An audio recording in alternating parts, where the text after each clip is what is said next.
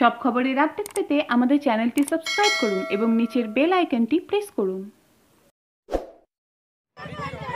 দীর্ঘদিন ধরেই 34 নম্বর জাতীয় সড়কের বেহাল অবস্থা, ফলে প্রায় দুর্ঘটনা লেগেই রয়েছে। ঘটেছে প্রাণহানির ঘটনা। তাই এবার জাতীয় সড়ক মেরামতের দাবিতে শান্তিপুরের গোবিন্দপুর রাস্তা অবরোধ করল স্থানীয় মানুষজন।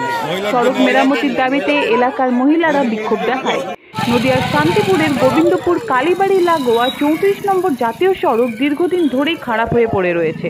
বিক্ষোভকারীদের অভিযোগ, কোনো সময় রাস্তা মেরামত করা হলেও তা অতি নিম্নমানের সামগ্রী দিয়ে করা হয়।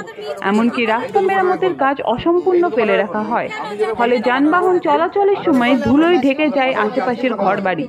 শিশু ও বৃদ্ধদের খুবই কষ্ট হয়। অথচ স্থানীয় প্রশাসন থেকে শুরু করে জেলা প্রশাসনকে বারবার জানিয়েও কাজ হয়নি।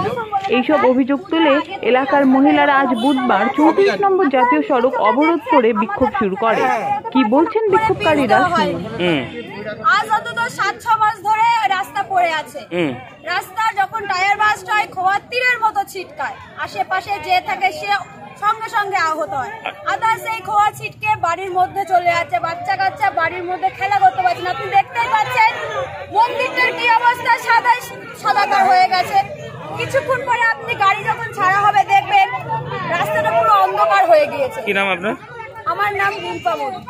সুন্দরভাবে মেরামত এর আমাদের আবেদন আছে। আমরা সকলে গ্রামবাসী এখানে উপস্থিত হয়েছি।